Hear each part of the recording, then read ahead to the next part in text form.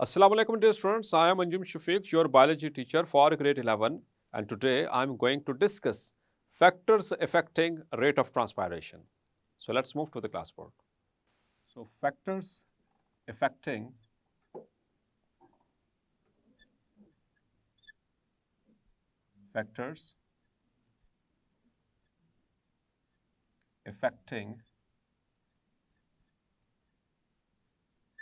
rate of transpiration.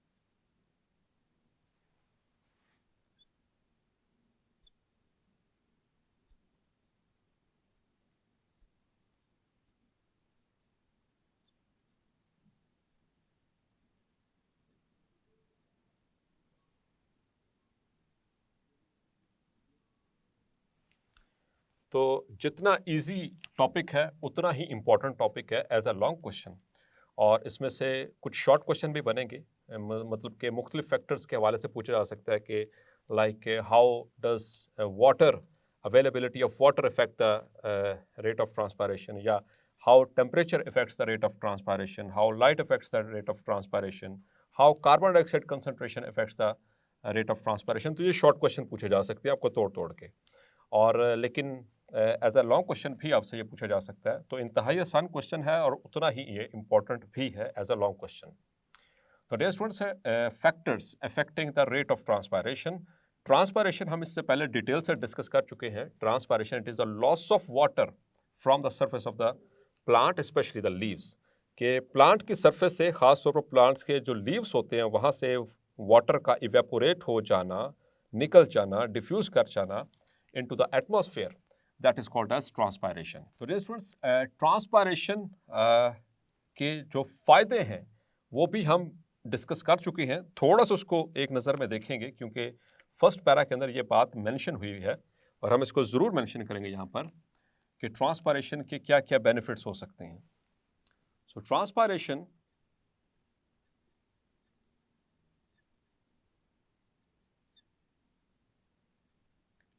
is necessary for the distribution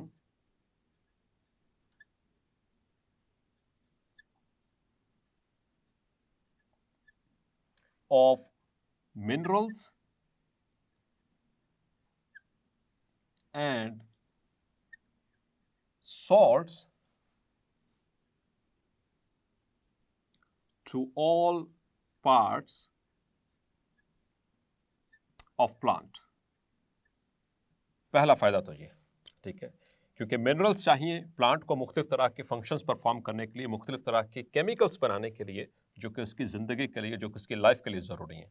तो transpiration के ज़रिए जब मैस फ्लो होता है वाटर के साथ, डिज़ोल्व होकर ये आखिरी किनारे तक पहुँचते हैं, हर प्लांट के हर जो है कॉर्नर तक पहुँचते हैं और वहाँ पर उनकी ज़रूरियात को पूरा करते हैं। So that is on the behalf of transpiration. दूसरा इंपॉर्टेंट जो फैक्टर है, जो दूसरा इंपॉर्टेंट जो उसका फंक्शन है ट्रांसपायरेशन का, जो सिग्निफिकेंस कह सकते हैं, that is the water, the transport of water by transpiration pull.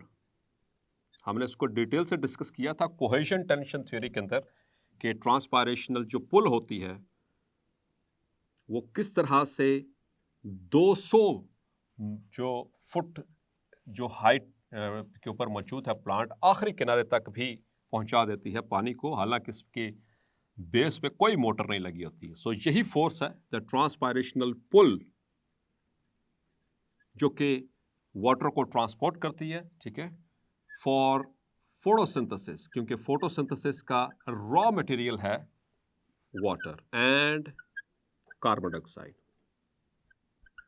Clear? दो फायदे बड़े। तीसरा बड़ा फायदा जो प्लांट्स को इससे पहुंचता है ट्रांसपायरेशन से, that is the cooling effect during high temperatures. During high temperatures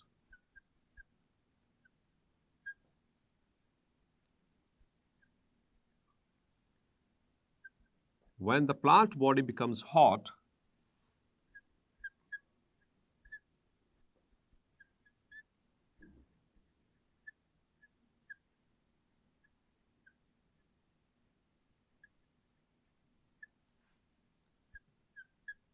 the transpiration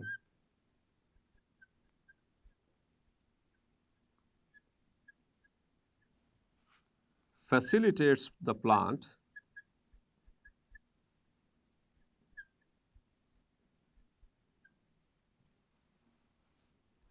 by cooling effect. तो उसको ठंडक का जो एहसास होता है, द कूलिंग इफेक्ट, वो ट्रांसपायरेशन के जरिए ही मिलता है.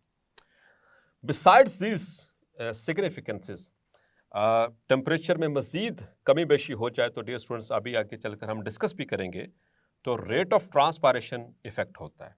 तो इसी तरह से वो तमाम इन्वायरमेंटल फैक्टर्स जो ट्रांसपायरेशन को कम या ज़्यादा कर सकते हैं, उनको हम कहते हैं the factors affecting rate of transpiration. और उनमें हमने 6 फैक्टर्स हैं जिनको डिस्कस करना है, which are included in our syllabus. So I am going to enlist them. The factors which affect rate of transpiration are, अच्छा ये सिर्फ शॉर्ट क्वेश्चन में पूछा जा सकता है, जस्ट फैक्टर्स के नाम लिखने हैं, and list the factors affecting the rate of transpiration. तो उसमें सिर्फ आपने नाम लिखने हैं, ठीक है. So number 1 is light. Number 2 is temperature.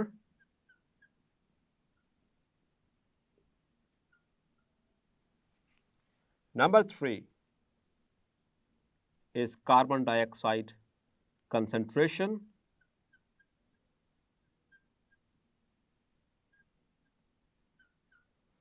Number 4 is the wind. Number 5 is the availability of water.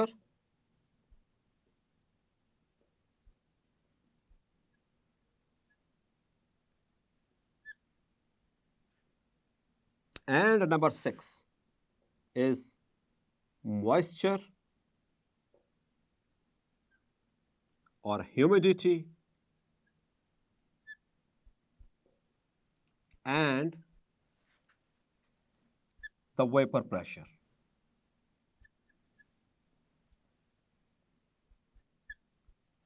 So these are the 6 factors which affect the rate of transpiration. So we are going to discuss them one by one in details. So first of all, the first factor is light.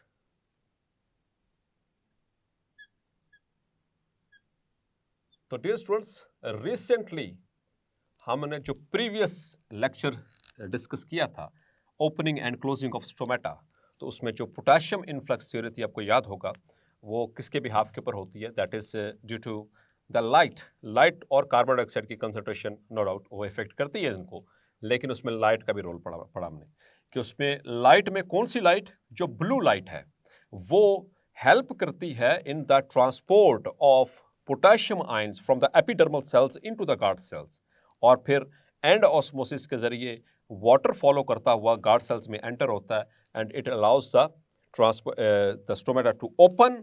तो stomata जब open होंगे तो rate of transpiration increase करेगा. Clear? So इसमें light की quality भी effect करेगी और इंटेंसिटी, दोनों इफेक्ट करती हैं इसको, रेट ऑफ ट्रांसपायरेशन को. तो strong light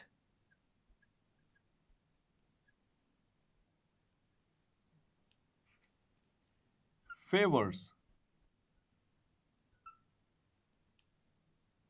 transpiration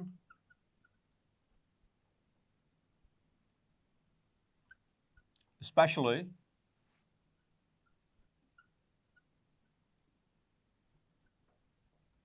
the blue light.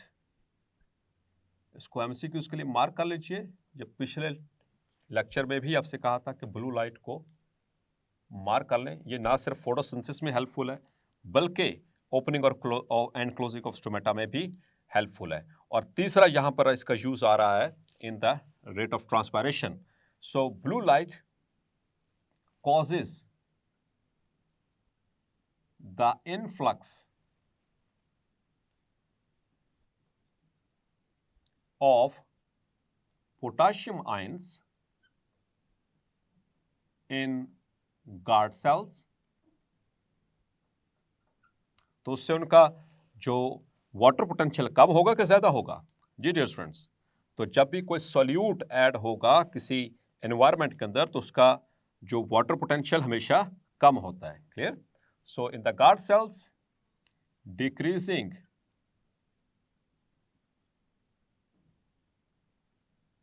the water potential of guard cells, तो water potential decrease होगा, so the water enters the guard cells, making them turgid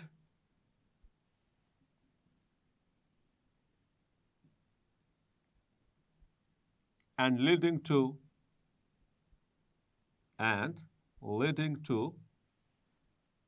opening of stomata. So increasing the rate of transpiration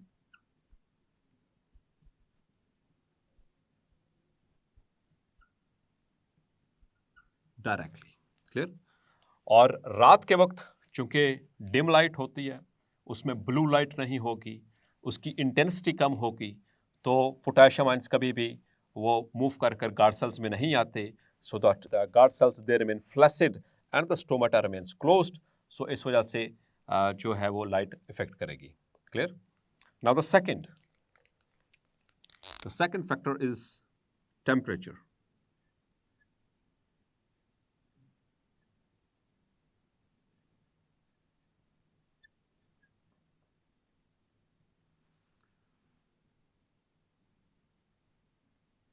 So temperature, it has directly proportional relationship with the rate of transpiration. It is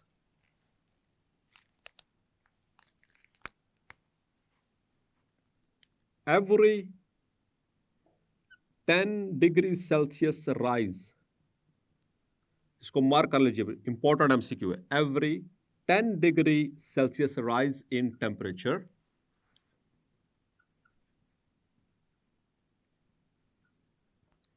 doubles, इसको MCQ इसके लिए mark कर लीजिए, the rate of transpiration, the rate of transpiration. But up to a certain limit, up to a certain limit, एक हद तक, एक limit है इसकी। आपको पता है स्टूडेंट्स कि प्लांट की जो ग्रोथ है वो किस टेम्परेचर में बेस्ट होती है? So the best temperature is between 25 degree Celsius to 30 degree Celsius. That is the temperature for best growth. Clear?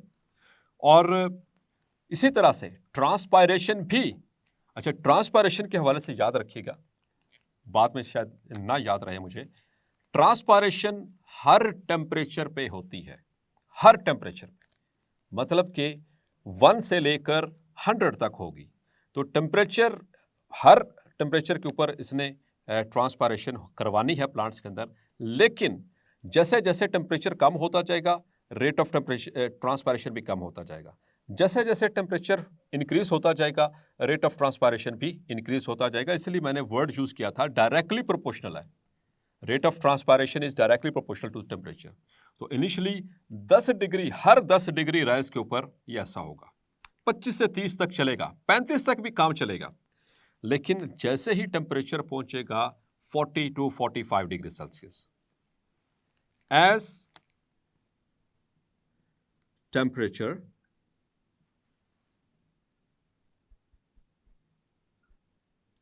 reaches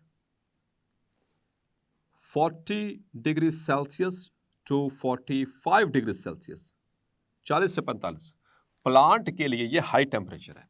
इस हाई टेम्परेचर के ऊपर the stomata are closed, the stomata are closed, और उसकी reason to save water, ताकि मजीद पानी जो है वो ट्रांसपायर ना हो सके। क्लियर? और क्योंकि मजीद वाटर ट्रांसपायर हुआ तो क्या होगा कि प्लांट जो है वो विल्ट कर जाएगा। विल्ट कर जाएगा तो most of the plants they go towards the death, ठीक है, वो मरने के करीब पहुंच जाती हैं। क्लियर? सो इसी वजह से वो एक होम्योस्टेटिक मैकेनिज्म के जरिए ये 40 से 45 डिग्री पे अपना स्टोमेटा क्लोज कर देते हैं, और उसके बाद फिर ट्रांसपायरेशन का प्रोसेस भी हाल्ट हो जाता है, रुक जाता है। क्लियर?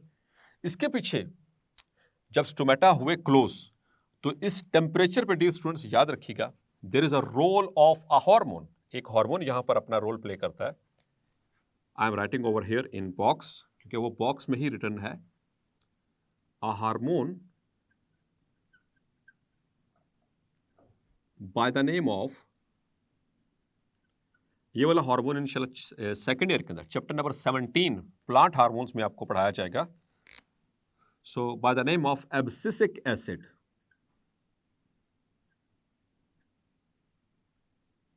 एब्सिसिक एसिड ये एक प्लांट हार्मोन है। It halts the movement of potassium ions, ये पोटेशियम आयंस की मूवमेंट गार्ड सेल्स के अंदर उसको हॉल्ट कर देता है, रोक देता है। तो जब गार्ड सेल्स में पोटेशियम आयंस ही नहीं जाएंगे, वाटर भी नहीं जाएगा, वो इन्फ्लेट नहीं होंगे, तो स्टोमेटा ओपन नहीं होंगे। बेशक लाइट आ रही है, यानी लाइट भी पड़ रही है, उसके बावजूद ये हार्मोन क्या करेगा, ये उसको रोक देगा, मतलब कि ओवरराइड करेगा the effect of light and carbon dioxide concentration. Clear? So overriding the effect of light and carbon dioxide concentration. Clear? तो उसको ये रोक देगा, हॉल्ट कर देगा।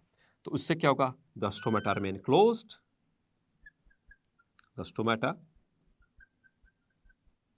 Remain closed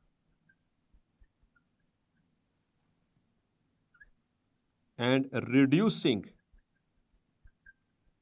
rate of transpiration। क्योंकि हमने इससे प्रीवियस लेक्चर्स में पढ़ा,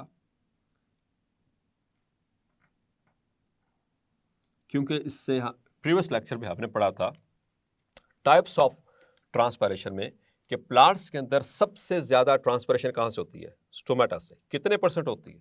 90%। तो मेजर ट्रांसपायरेशन हो ही स्टोमेटा से रही है, तो इस वजह से इसको क्लोज करना बनता है। ठीक है, तो जब ये क्लोज हो जाएगा तो रेट ऑफ ट्रांसपायरेशन कम हो जाएगा, तो टेम्परेचर इस तरह से इफेक्ट करेगा। Clear? So increase in temperature increases rate of transpiration, but up to a certain limit, और वो लिमिट क्या है, 40 to 45। इससे नीचे होगा तो ये काम चलेगा, लेकिन जैसे 40 से 45 पहुंचा, so now the stomata are closed. Clear?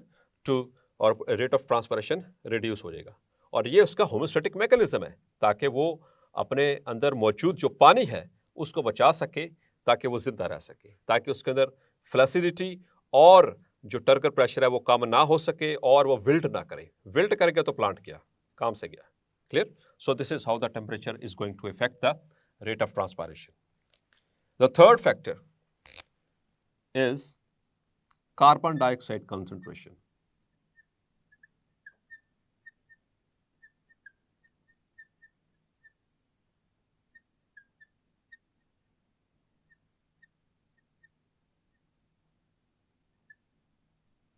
Carbon dioxide concentration, तो कार्बन डाइऑक्साइड कंसंट्रेशन इंक्रीज होगी तो स्टोमेटा जो होंगे वो क्लोज हो जाएंगे। कार्बन डाइऑक्साइड कंसंट्रेशन कम होगी तो स्टोमेटा जो है वो ओपन हो जाएंगे। क्लियर? ये वाला इफेक्ट मैंने आपको पढ़ाया था, ये वाला effect opening and closing of stomata में। क्योंकि यहाँ पर हमारा मेन मकसद क्या है कि ट्रांसपायरेशन को बढ़ाना है प्लांट ने, तो स्टोमेटा को ओपन रखना पड़ेगा। तो जो फैक्टर स्टोमेटा को ओपन और क्लोज करवा सकते हैं वही रेट ऑफ ट्रांसपायरेशन को भी इफेक्ट कर सकते हैं। क्लियर? ये बात हमने वहाँ पर पढ़ी थी कि जो कार्बन डाइऑक्साइड की कंसंट्रेशन और लाइट, ये ऐसे फैक्टर्स हैं जो कि रेट ऑफ ट्रांसपायरेशन को इफेक्ट करेंगे। Clear? So low concentration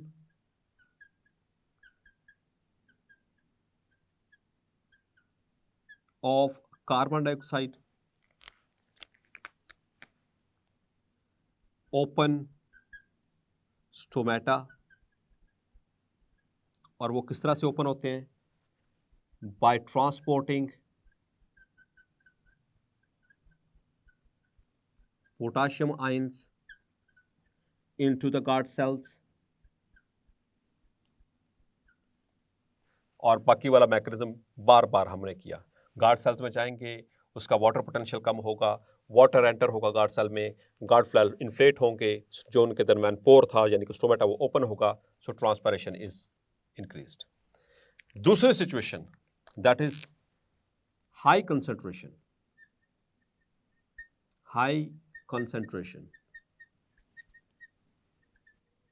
of carbon dioxide, तो इसका इफेक्ट ऑपोजिट है। So high concentration of carbon dioxide, it leads to closing of stomata. Clear? तो स्टोमेटा क्लोज रहेंगे तो रेट ऑफ ट्रांसपायरेशन भी कम रहेगा। So this is how these three factors affect the rate of transpiration out of the 6 one. So dear students, hopefully आज का lecture आपको clarify हो गया होगा। मिलते हैं नेक्स्ट लेक्चर में और कंप्लीट करेंगे द रिमेनिंग फैक्टर्स। तब तक अपना ख्याल रखिएगा। अल्लाह हाफिज।